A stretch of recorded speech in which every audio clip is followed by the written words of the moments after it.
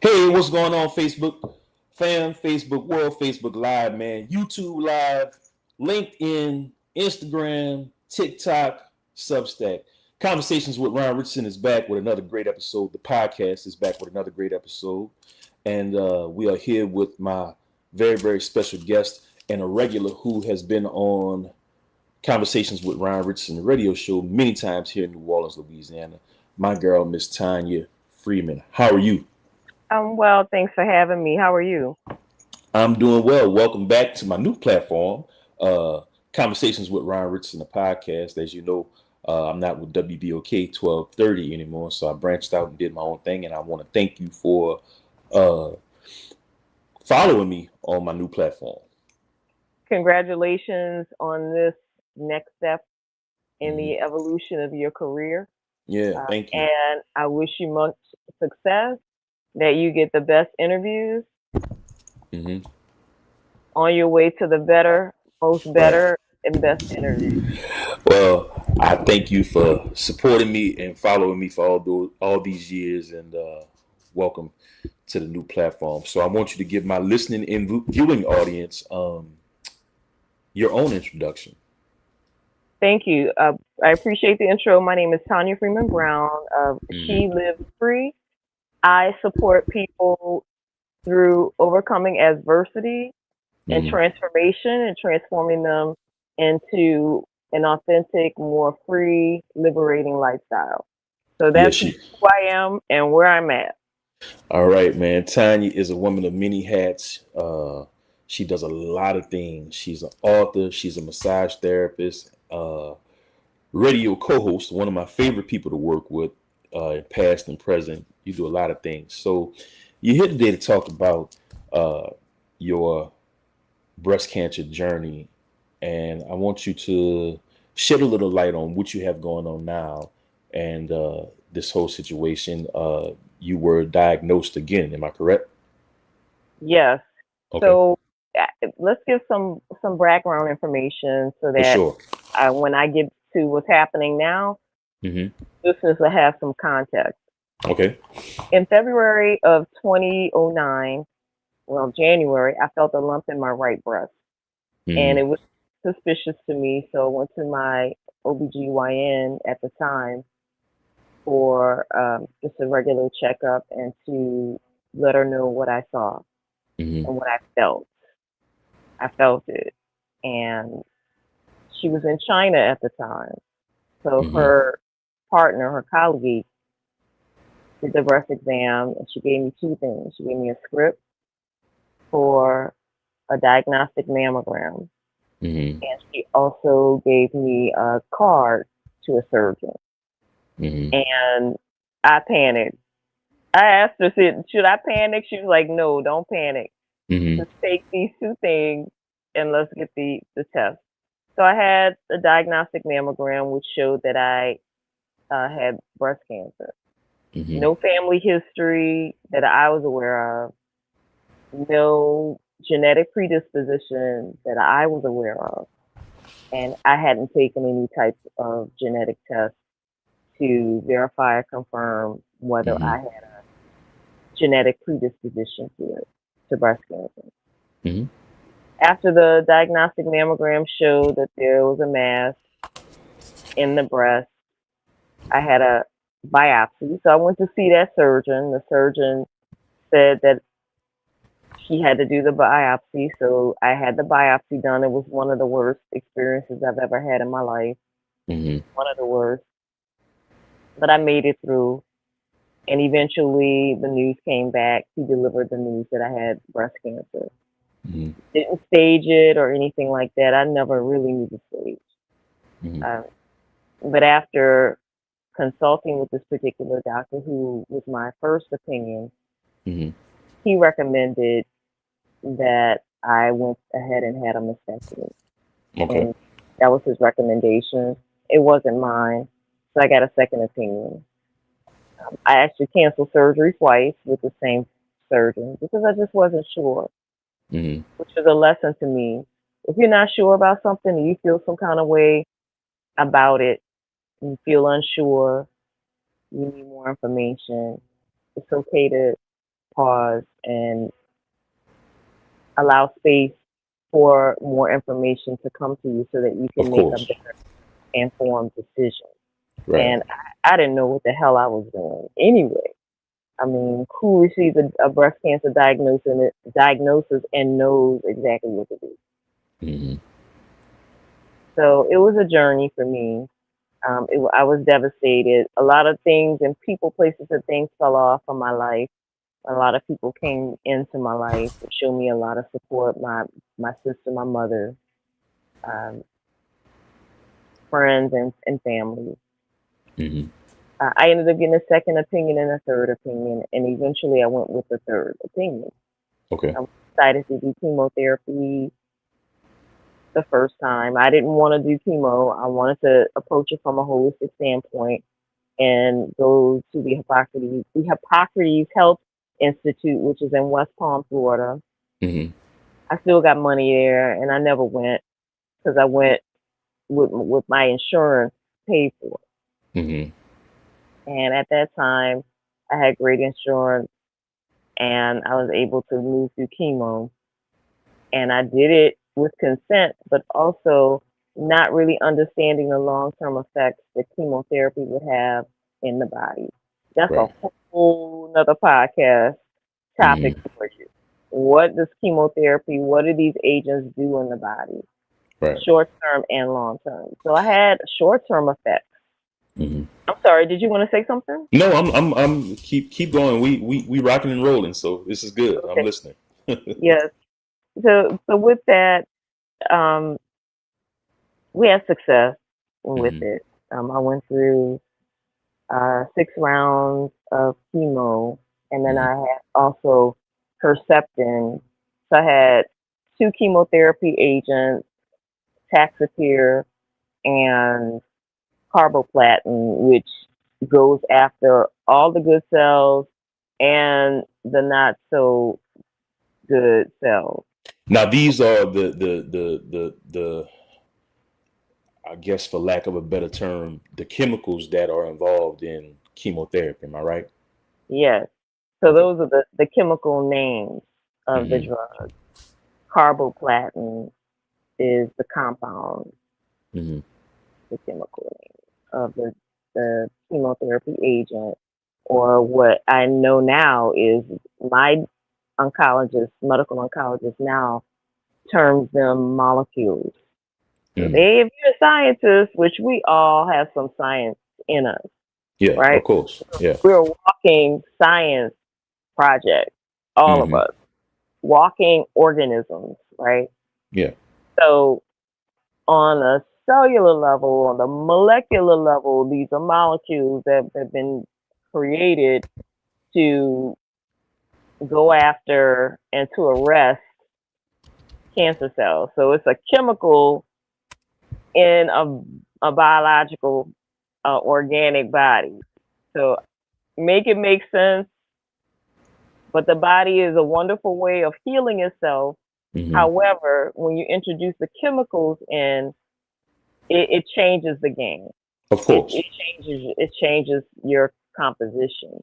Hmm. And short term and long term. So the short term benefit was the tumor shrunk enough for me to become a candidate for a lumpectomy, which is what I wanted. My goal was to spare the breast Right. and not have it amputated. Not to Mm. say anything is wrong with that. I'm not making mastectomies wrong. Hmm. But for me, at that time, I wanted to preserve it, especially since I had no indication that it had spread outside of the breast. Right. So I went through the surgery, was successful. At that time, the surgeon that I chose to work with at the follow up, 6 week follow up, said, "You're doing well. You're at a stage 0. Everything was clean." And we all cried. Hmm. So following that, I had a break, a healing moment. All of this was in 2009. Hmm. My journey started January of 2009, with Right. a diagnosis in February of 2009, chemotherapy that whole summer, and I had a year of Herceptin therapy after the chemo stopped. So when I had 6 weeks from chemo, Hmm. I had my surgery. 6 weeks after that, I went through 5 weeks of radiation therapy. Now I want to ask a question. So I'm trying to understand how this works. So you went through the chemo, they didn't find anything, everything was clear, and you had to go through more rounds of therapy and treatment. Yes, Okay. great question. That is the protocol for the medical industrial complex Really? for that system. Yes, Hmm. they have different protocols for different types of cancer. Okay. Each type apparently expresses itself differently. Some types are more aggressive, some types Mm. are less aggressive. Right. So depending on where it is, Hmm. depending on if it has metastasized, which means it has a spread, where it spread, Hmm. the type and the nature of it, they have different protocols. Okay. But they got the three. Those are the three. When you go to them, they're Mm. gonna recommend either two, one, all three, Hmm. or nothing.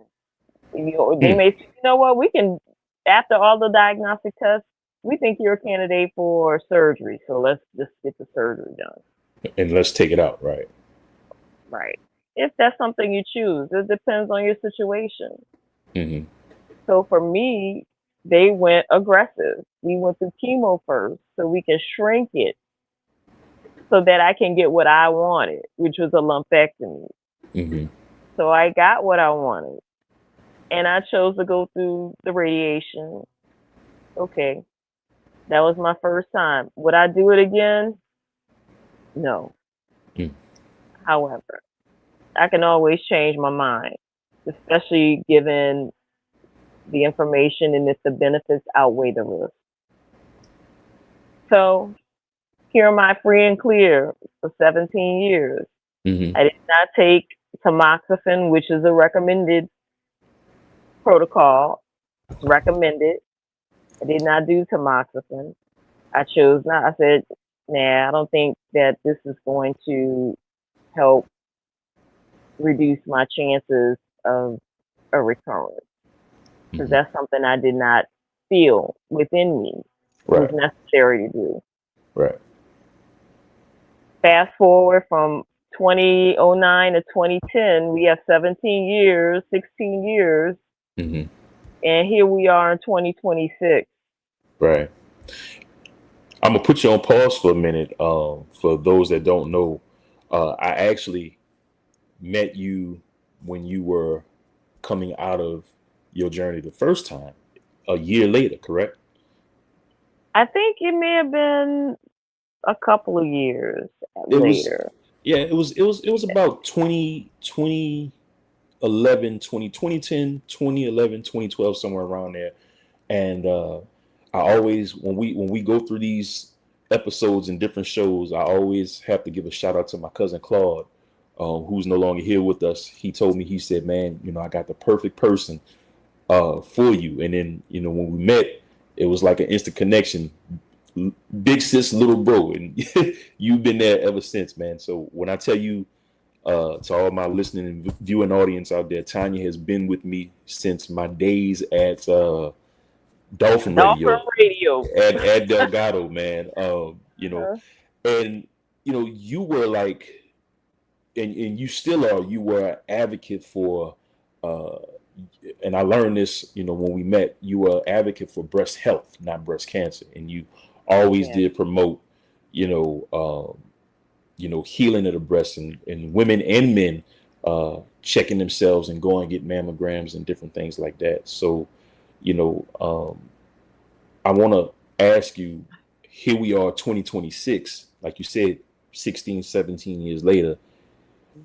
uh, what has this done to you mentally, because I always like to look at the mental aspects of people who deal with chronic illnesses and different things like that. Wow, you said two things. You said mentally, how you Hmm. deal with it mentally with chronic illnesses.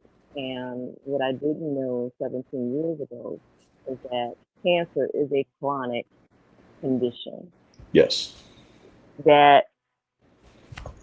that requires um, a consistent regimen Hmm. mentally, emotionally, physically, and spiritually.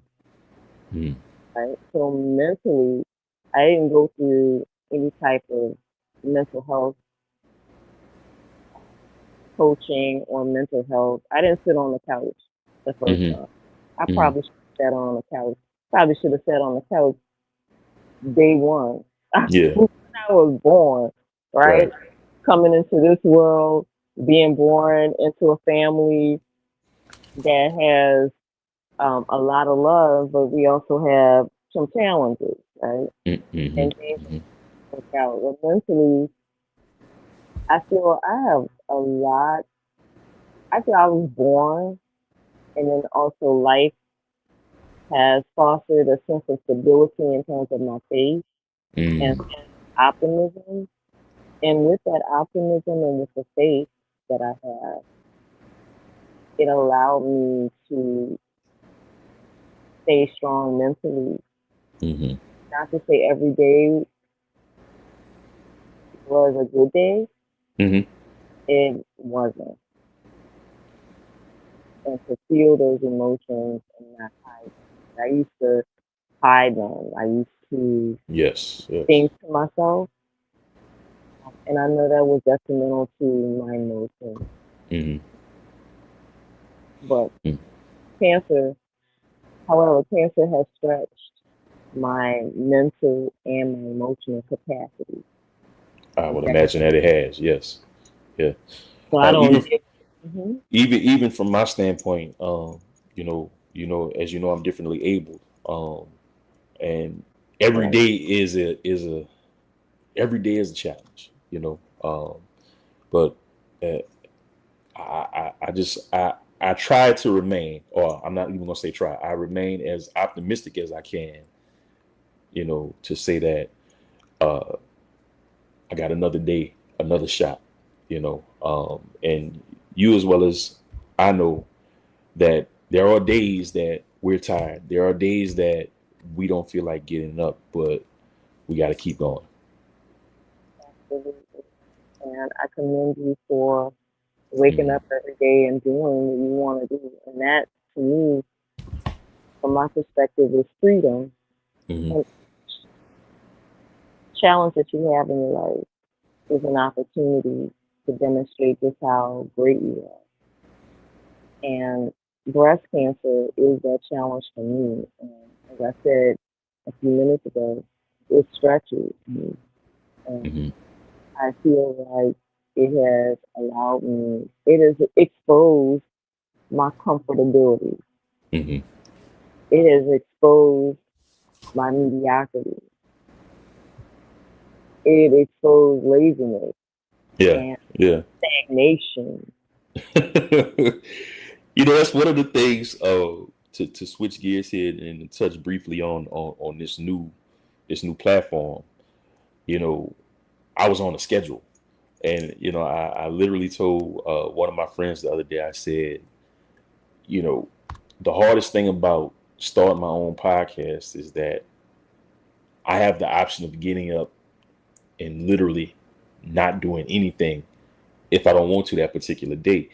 And I said to myself, you know what, if I want to keep going, if I want to, keep my name out there, like this is what I literally have to do at least 2 or 3 times a week to keep going. And that has been the hardest thing about getting on a new platform because, whatever decision I decide to make on that day, I have to live with it, and I have to accept it for what it is. So this is where the self motivation comes in, and the fact that I do have to get up and I do have to do the show, and I have people depending on me to keep putting their message as well as my message out there. So yeah. Yeah, I think that it's not easy. I know Hmm. it's not because I haven't even started Right. my podcast. I mean, I tried I Mm. and failed, Yeah. and I'm gonna launch again and be successful and be Hmm. consistent. However, I know me, and I know I don't know if I can do it every day. I would have to do a few episodes Hmm. and maybe have a week Yeah. and just put it out there instead of going live every day Hmm. like some podcasters do. Yeah. I want to go at my own flow and my own pace, and At I your own haven't pace. that is yet Correct. the Correct. podcast. But I Well, commend you for doing you. I mean, I looked at it like this. I had no choice when what happened. I was like, okay, I could either tell all these people that I know and that I've worked with that, hey, conversations with Ron Richardson is going to be put on the back burner and cancel everything. Now I looked at my schedule. I was like, I got people booked out for a whole damn year, so I gotta at least keep the ball rolling, man. You have a year of booking. Yes, I have a year till Wow, that's amazing. January 1st or 2nd. I think I would have to look at my calendar, but I know it's in January. So I'm literally calling people, week to week, saying, "Hey, this is the new platform. Are you still interested in doing it?" And I would say the majority of them they said yes. So yeah, it takes dedication and it takes the nerve and the willingness to get up and say, "Hey, this is my job. Uh, this is what I was born to do." So before we get back into the conversation about you and what you got going on, man, I just want to remind people, follow me on YouTube. Just search for the Ron Richardson YouTube page or Ron Rich. And you can also follow me on Facebook. Just search for the Ron Richardson or Ron Rich Facebook page, and Instagram. Just search for Ronald_Richardson on Instagram, and all the same name on Substack and TikTok and LinkedIn. T Free, tell the people where they can get in contact with you if they want to find out more information about what you have going on. I can be reached on Instagram at Hmm. Love Life Liberation, on TikTok under the same name, Love Life Liberation, and on Facebook, Tonya Marcia Freeman on Hmm. Facebook. And I am also on LinkedIn, and I'm also on Yeah, Substack as yeah. well as Love Life Liberation.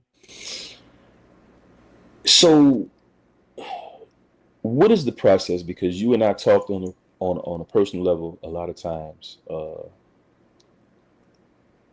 What is the process? Because you're not doing chemo right, right as of right now, right? Right. Okay, So, so break that down uh-huh. for me.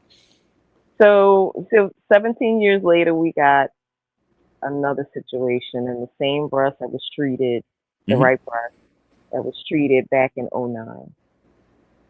I noticed a change in the texture of the tone of the breast. It didn't look the same, Hmm. and I was scared. I was scared shitless because my thought went straight for what I had already experienced, what I had Of PTSD. course.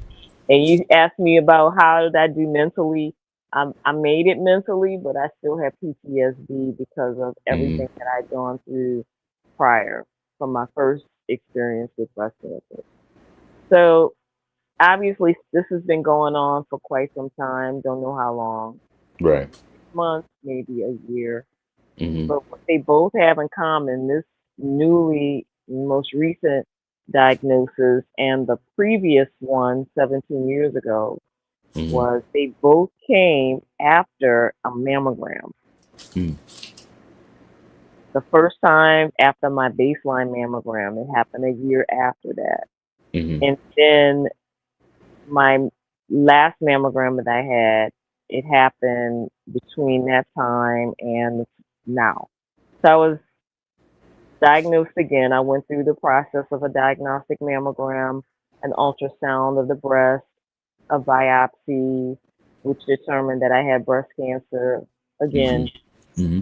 but it was a whole new case according to the oncology surgeon, my first opinion of the second time. Mm-hmm. So it involved the right breast again, and now the left breast. Hmm. So, and it took me, I was diagnosed in April 24th, my mother's birthday Mm-hmm. this year, 2026. It took me from April, well, really March to July to make a decision because Mm-hmm. I had other opinions in between that time. And then also I was fasting and doing a lot of praying and just redoing my whole diet and how I approached my mindset with this, how I Mm-hmm. approached it mentally, physically, emotionally, and spiritually. Is a Mm-hmm. brand new situation. And the surgeon said, these are two new cases because if it were a recurrence, it would have happened between year 5 and 10. I made it 6, 7 years above that. Right. So take us back to that moment because we've been friends for almost 20 years now, and I pretty much know your journey with the first time. You know, take us back to that moment when you got diagnosed again. Uh, what was your first reaction? Fear, disbelief, anger, doubt. Hmm. I was pissed. I screamed. They probably heard me screaming through the whole UNC Yeah. breast center Turo. They Hmm. heard me because Hmm. I was like, oh no, I can't go through this again. I'm Right. not going through this again, but Mm. I'm going through it. So Right. I got choices, but my main choice is to live. Yeah. That is the choice. So I had to explore and I had to get on the exploration journey Hmm. because although I've been through it before, this is a brand new situation Hmm. and it's involving both breasts. So I knew what the doctors are going to recommend even before I went to my first consultation with Hmm. the oncology surgeon who told me that this is a new case.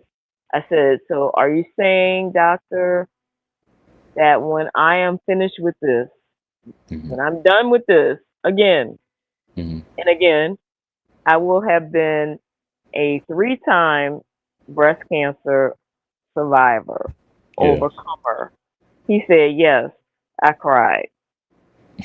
So I've had my moments of wailing, pleading, disgruntled, obnoxious with myself and other people who ask me Hmm. questions that I don't want to answer or Right. questions that Right. like how dare you ask that question and you think about that before you ask?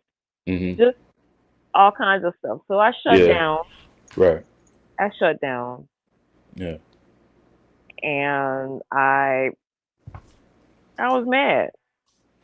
Of course. Because here you are, you're going through your daily life. You're doing what you got to do, and you think that that situation is behind you, only to have it come up again and you know disrupt what you have going on already.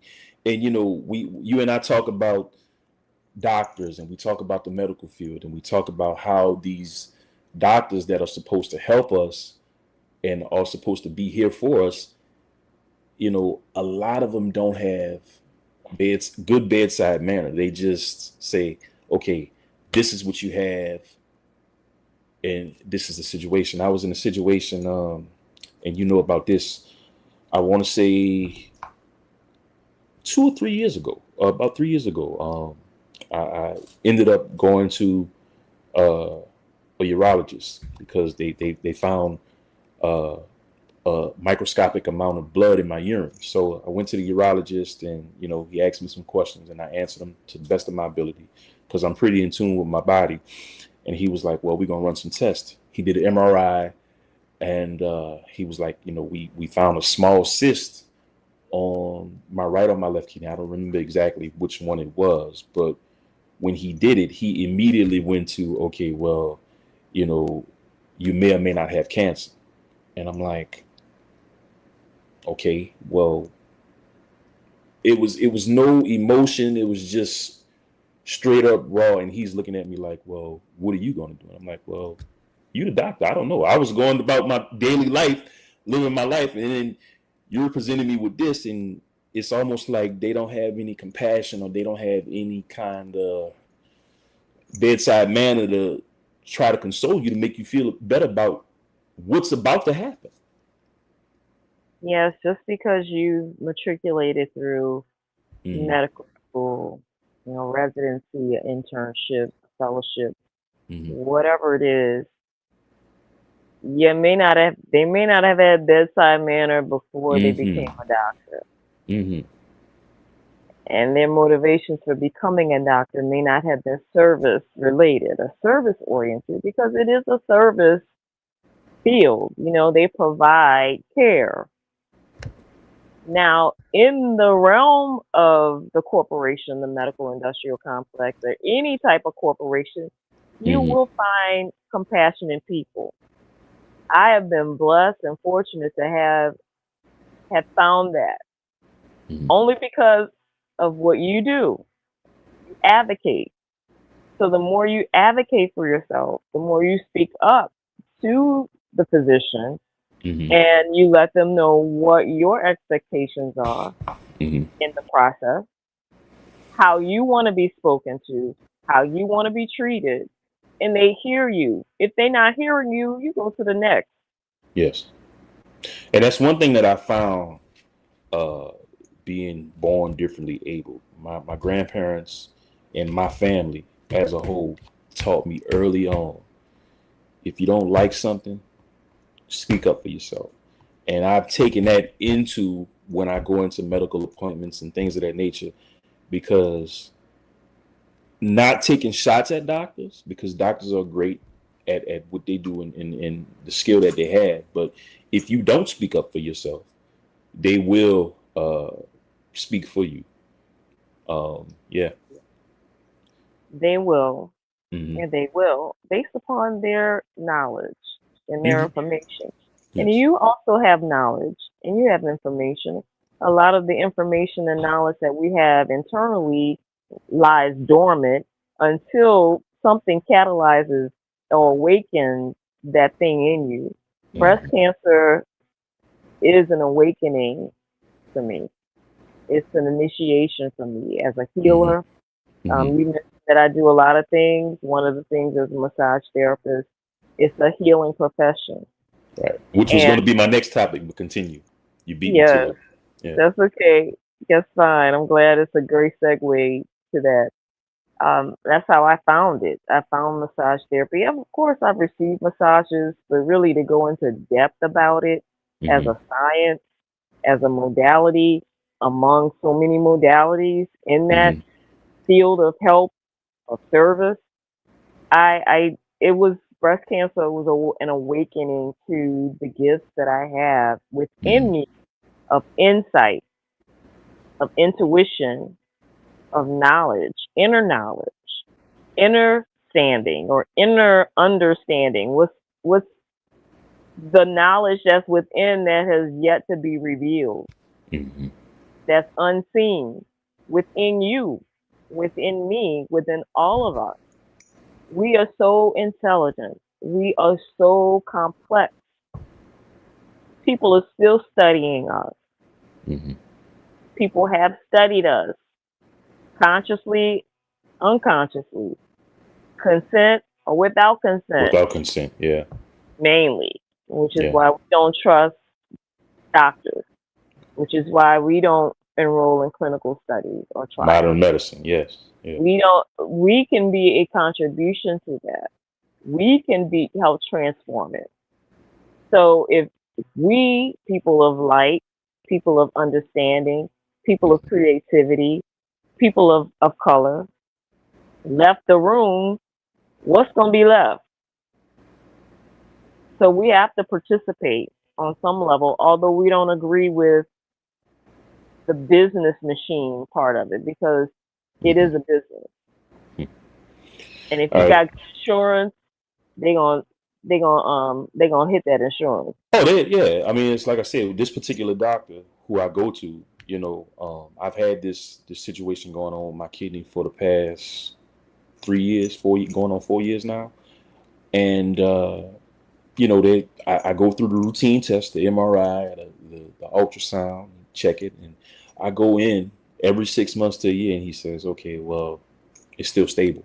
I've told you this on many occasions, and I've talked about this on many occasions on my different platforms, and I'm like, I go in to stay in your office maybe 10 to 15 minutes, and you tell me it's stable, and I'm like, What do you want to see out of this?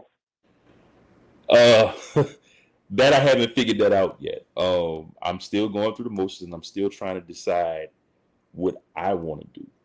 Um, but it's a situation where they're like, okay, well, we're still monitoring. Okay, well, I want this shit out. Um, so it's just one of them things where it's like I really got to sit down and decide what do I want to do? What's going to happen next for me? I'm not worried about the doctor. I'm worried about me. You know. So, what's next for you, man? What's next on your journey? And what does T3 plan to do uh, with this new situation? It's still unfolding. Hmm. Um, what they diagnosed me as or with uh, this experience that I'm moving through now is metastatic Hmm. breast cancer. First time it was contained in the breast. This time around, there was some cancer in the lymph nodes under my arm. Oh I wow. had, yeah, I had a PET scan Hmm. which revealed something in my thoracic area, like near my spine, Hmm. and then also something here, which the doctors are not concerned about. At least my LCMC doctors are watching it.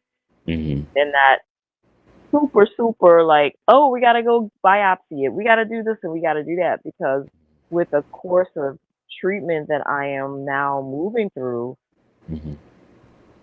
hormone blockers, not chemo, because I told her I didn't want to do that again. Right. Right. Um, so I'm on hormone blockers, which come in a form of an injection, two injections in each buttocks, Hmm. and an infusion in my In porticap, your port. Yeah. in my chest. So whatever it is on the spine, which may not be nothing, it could be arthritis, it could be anything. Right. But of course, if they see something, they're gonna want to go for it. And this doctor's like, that's not necessary because with this treatment, it's gonna get whatever it needs to get. And if there was something there, the next PET scan will reveal that, Right. and then we'll take it from there. So we're not rushing to judgment. So to answer Hmm. your question, each day is a different day. It's a new day for me. It's another opportunity to do everything that I was doing before I started Hmm. treatment, which is fast, pray, work out, which I walk. I get sunlight. I'm in the garden. It looks like shit right now, but the Hmm. okra plant and the basil is surviving. But Yeah. everything Yeah. else, it look crazy. Right. But we gonna continue. It's been hot outside, Yes. so we not out there in the garden like that. But I got some tomatoes that I started from seed, Hmm. another basil plant, and something else, some leeks. I got some. Ooh, and I gotta go out there and water after we talk. All right. I got some sweet potatoes Hmm. that are in grow bags. So yeah, I gotta go out there and water. Right. Remind me to go water, Ron. We'll do Remind it me before we after go. we get off. Sign off. After we get off this podcast, we'll talk, and I'll remind you to go water and do the things that you need to do today. Nonetheless, man, I want to say thank you always for giving me a great interview anytime we connect and anytime we meet up. And I also want to say that we're praying for you and all the best to you. All right. Thank you. I appreciate it. And I want to give I want to look forward. August 15th, 2026, which will be in a couple of weeks. You're going to be co-hosting with me on the podcast. We're going to be talking about chronic illness and intimacy and how that whole situation works with another social media influencer by the name of Tonya Ricketts. You started shaking your head. You got kind of excited. I am, because I want to know. Because what we Yeah. didn't cover Mhm.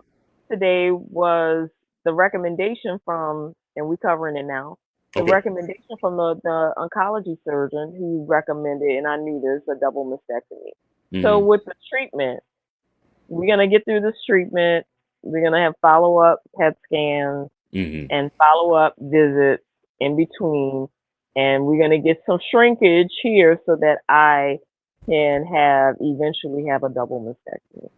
Okay, so we'll touch on that Later. later in the next episode of Conversations with Ron Richardson, man, because I know that's a big thing for men and women as well.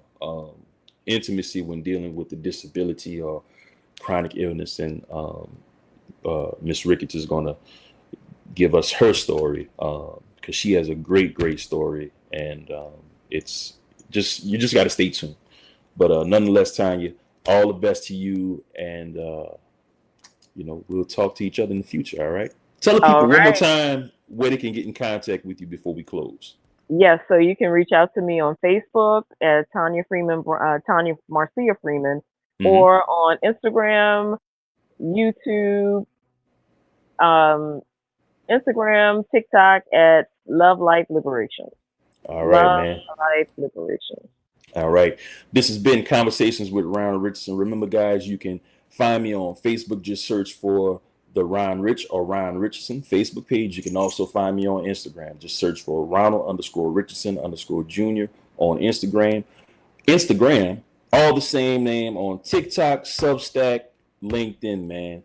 Nonetheless, this has been a great episode, and I'll see you actually Saturday morning at 9 a.m. because we have my good friend and radio mentor, Mr. Hal Clark, coming down to talk about his play, Ganking Mr. Guidry. That's going to be held at the La Petite Theater August 13th through the 16th. So stay tuned Saturday morning because we'll be back here in the same spot, 9 a.m. to 10 a.m. Conversations with Ron Richardson with my radio mentor, Mr. Hal Clark, and we'll talk about mental health and all the things that he has going on. But nonetheless, man, healing and recovery start with you.